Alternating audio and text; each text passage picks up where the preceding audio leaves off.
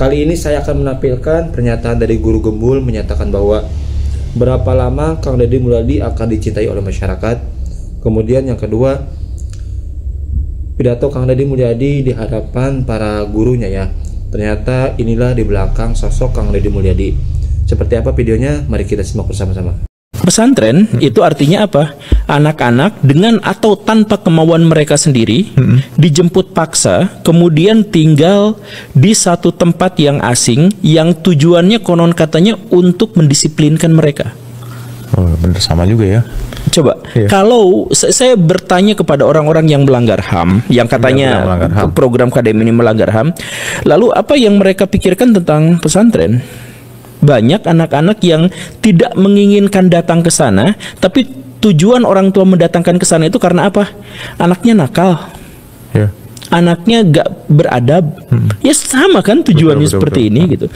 Kenapa tiba-tiba orang sekarang menjadi menganggap bahwa pikiran Pak KDM dan tindakan beliau itu kontroversial? Halo Sobat OCES, ketemu lagi dengan saya Litsu Wirya di program OCES, obrolan cerdas ekonomi dan sosial.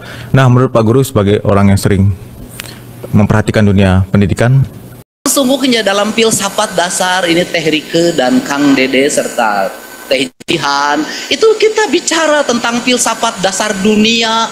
Pasti dunia terbelah dalam dua filsafat, yang satu barat, yang satu timur. Barat mengajarkan apa? Barat mengajarkan belium contra omnibus, bahwa manusia satu sama lain itu saling menaklukkan, bahwa hubungan manusia dengan alam itu saling menaklukkan. Alam ditaklukkan, dieksploitasi, alam ditaklukkan, dieksploitasi, maka lahirlah revolusi industri. Dari revolusi lahirlah industrialisasi. Dari industrialisasi lahirlah kolonialisme. Dari kolonialisme lahirlah kemerdekaan. Dari kemerdekaan lahir lagi revolusi industri kedua. Lahir ke revolusi kedua kapitalisasi yang berbungkus kesejahteraan. Dengan model pendekatan orang kaya boleh terus kaya, tapi syaratnya dia harus bayar pajak yang tinggi. Negara memungut pajaknya. Pajaknya dikontrol oleh demokrasi dengan trias politika. Trias politika membagi kekuasaan antara legislatif, eksekutif, dan yudikatif. Tujuannya adalah kemakmuran. Maka pajak itu harus melahirkan sistem negara yang menjamin orang miskin punya rumah, orang miskin punya sekolah, orang miskin punya harapan masa depan, ada jaminan kesehatannya, orang miskin punya jaminan hari tua. Meski dia nganggur, negara tetap menggajinya. Gaji ini diperoleh dari siapa? Dari kaum kapitalis yang membayar pajak dengan mahal pada negara. Negara mendistribusikan untuk melindungi mereka dari cengkraman kapitalisme itu. Apakah kapitalisme melahirkan kemakmuran? Melahirkan. Melahirkan keadilan, melahirkan. Lahir negara-negara besar dan raksasa yang hari ini sedang berhadapan dengan apa? Komunisme yang kapitalisme, yaitu Tiongkok. Nah, kemudian di wilayah timur dia berkata pada apa? Kita dengan alam tidak bermusuhan. Kita dengan alam adalah saudara. Kita tidak mungkin bermusuhan dengan tanah karena kita dari tanah. Kita tidak mungkin bermusuhan dengan air karena kita dari air. Kita tidak mungkin bermusuhan dengan udara, menaklukkan udara karena kita dari udara. Kita tidak mungkin menaklukkan matahari karena kita bagian dari matahari itu sendiri. Maka dia adalah persenyawaan. Seluruh persenyawaan itu masuklah nilai yang namanya ruh. Ruh itu mengajarkan rububiyah. Rububiyah itu mengajarkan penghambaan. Maka manusia yang bersenyawa dengan tanah, air, udara, dan mataharinya, dialah manusia yang menghamba pada Tuhannya. Melalui apa? Melalui penghormatan pada tanah, air, dan udaranya. Kenapa? Karena Tuhan disembah oleh kita. Melalui apa? Melalui kita yang dihadirkan di muka bumi. Tak akan pernah bertemu dengan Tuhan manakala kau tak memahami matahari. Kau tidak akan pernah bertemu dengan Tuhan manakala kau tidak memahami air. Kau tidak akan bertemu dengan Tuhan manakala kau tidak bisa memahami udara. Kau tidak akan pernah bertemu dengan Tuhan manakala kau tidak bisa memahami tanah. Kenapa? Karena seluruh rangkaian peristiwa material itu, kata kaidah Islam, dia dalam setiap hari bertasbih pada Allah. Dia berkata la ilaha illallah, maka air la ilaha illallah, maka matahari la ilaha illallah, maka bulan la ilaha illallah, maka udara la ilaha illallah, semuanya la ilaha illallah dalam tasbihnya, dalam bahasanya. Maka dalam riwayatnya ada nabi yang memahami bahasa ular, ada nabi yang memahami bahasa binatang. Itu sesungguhnya adalah kerangka pemahaman bahwa manusia yang menjadi penerus Nabi Muhammad SAW, sesungguhnya dia harus bisa memahami bahasa Nabi Sulaiman, harus bisa memahami penyerahannya Nabi Isa alaihissalam, harus bisa memahami kegagahan dalam menguasai teknologi Nabi Musa alaihissalam. Maka seluruhnya diwujudkan dalam nama Nabi Muhammad SAW. Nah, seluruh kerangka itu dalam kaidah Sunda, mau timur, mau barat, mau kulon, mau wetan, mau tengah, itu sama Siliwangi. Ajarannya apa? Ajarannya sarendek, saigel, sabobot, sapihanean, kacai jadi salewi, kadarat jadi salogak, tara pagirang girang tampian. Karena itu sarendek, saigel, maka dia ada kalimat 3, ada kalimat 1 yang direndeken, 2 yang diigelkeun, yang ketiga anu ngarendeken jeung nu ngigelkeun. Kemanunggalan itulah yang disebut insan kamil. Maka kaum insan kamil, kaum rawayan jati, kaum manusia Indonesia, dia tidak pernah sama sekali mengakui apa yang dia lakukan. Kalimatnya apa? Hirup syukur sasamperan, awak ukur sasampayan, sariring-riring dumadi sarengkak saperit bola sadaya kersaning Gusti. Kata Kiai Pak Wakil Ketua DPRD Jawa Barat itu, Pak Iwan, mengatakan itulah yang disebut dengan la haula wala quwata illa billah. Kerangka pembangunan seperti ini apa sih yang dicita-citakan oleh saya selalu berurai air mata. Kenapa? Yang dicita-citakan adalah mengembalikan kembali tatar Sunda pada ajaran Siliwangi, bukan ajaran kemusyrikan. Mengembalikan kembali tatar Sunda pada ajaran titah penciptaannya, bahwa dia adalah segenggam tanah yang tercipta saat Allah sedang tersenyum. Maka mengembalikan kembali pada ekosistem dalam pembangunan modern, mengembalikan tanah Sunda pada go green. Yang ada cuman beda, yang satu berdasarkan keyakinan, yang satu berdasarkan proyek. Go green itu proyek. Nah, karena ini yang dibangun, maka Pak Ketua DPRD, apa yang kita letakkan? Ada hal yang harus terorkestrasi, ada hal yang harus dia melakukan sendiri. Kenapa? Kalau saya bongkar bangunan di pinggir sungai, kebayang kalau saya diskusi dulu sama DPRD, tidak akan pernah terbongkar. Ya, ditanya untuk ranah Kang Dedi dengan ide-ide pendidikannya, dan kemudian Akang berharap bahwa saya menjawab secara lebih objektif dan netral, maka mungkin tidak akan tercapai.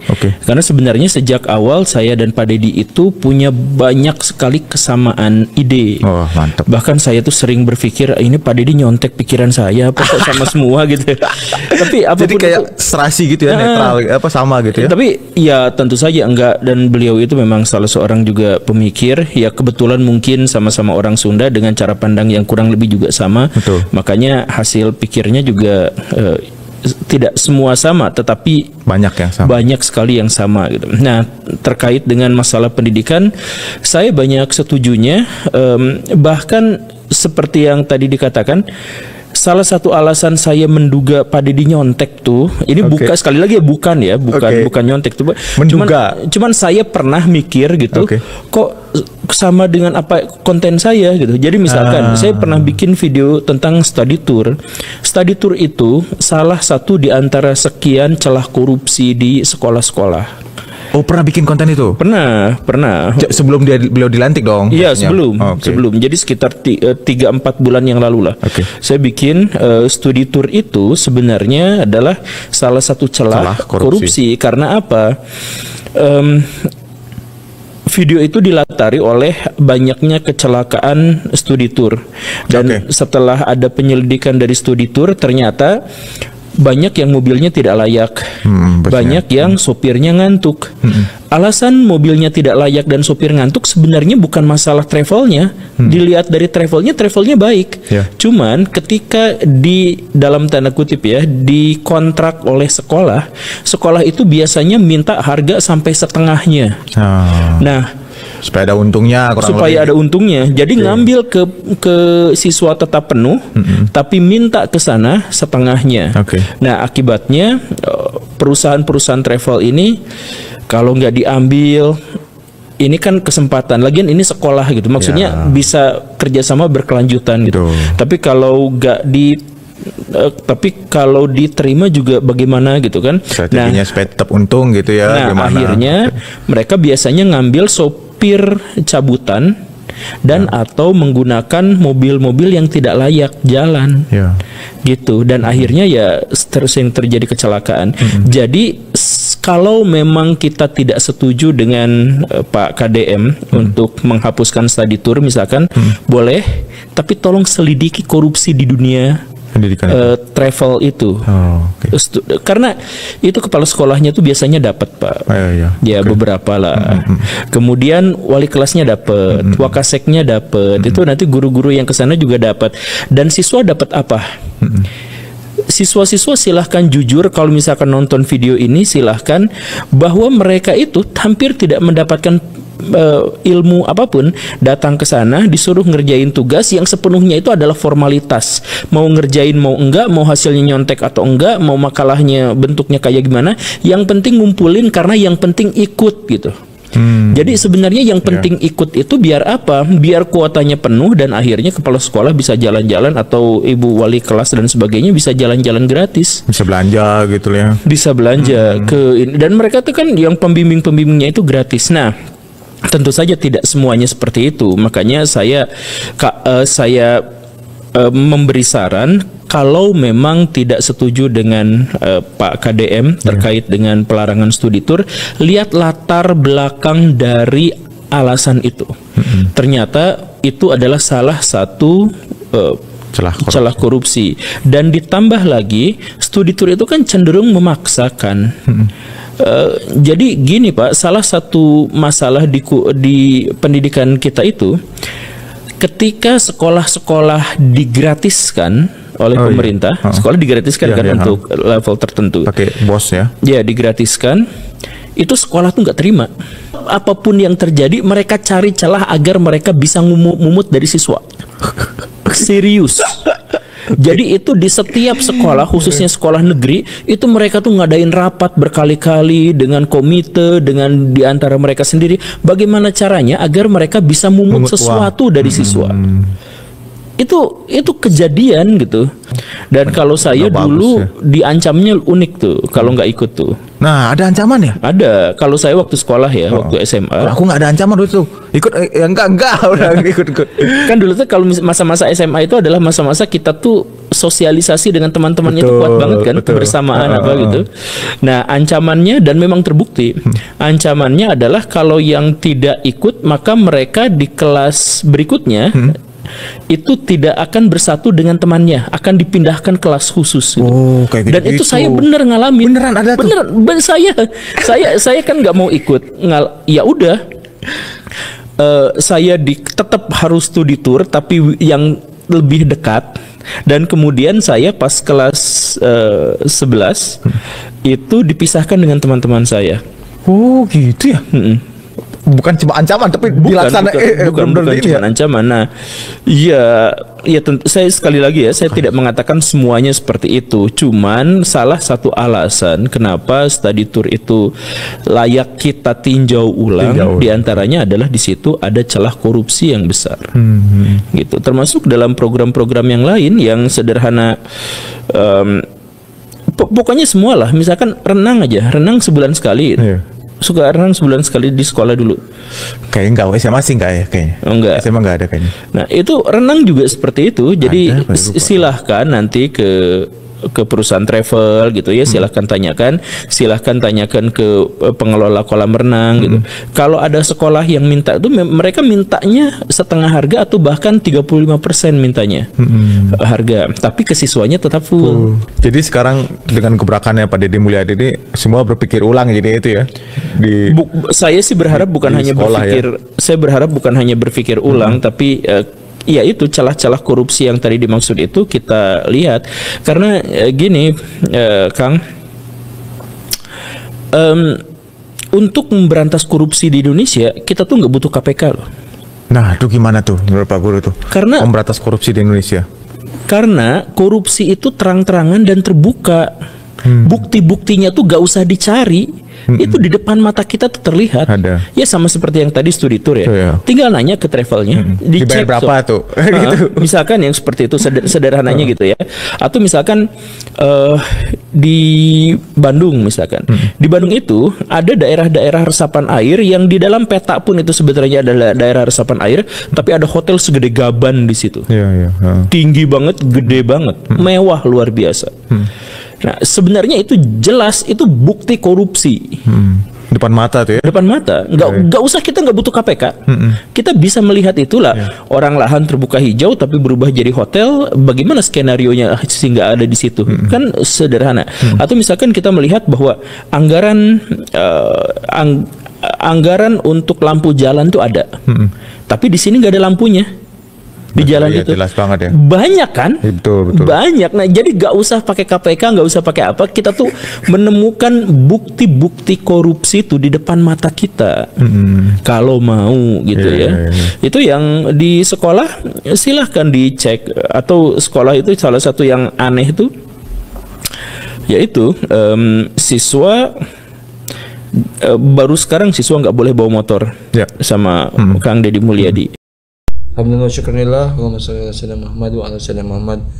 Oke teman-teman, itu dia ya tadi pernyataan dari Kang Deddy Mulyadi tentang berbagai macam pengetahuan. Yang pertama tentang ilmu filsafat ya, ternyata di dunia ini ya sudah berpasangan ya, ada barat dan timur ya, seperti itu. Dan intinya Kang Deddy tadi berpidato di depan gurunya ya, Teh Rike dan Kang Deddy. Dan yang paling mengejutkan tadi ada guru Gembul berbicara tentang Kang Deddy Mulyadi lagi ya, yang menyatakan berapa lama sih Kang Deddy Mulyadi akan dicintai oleh masyarakat.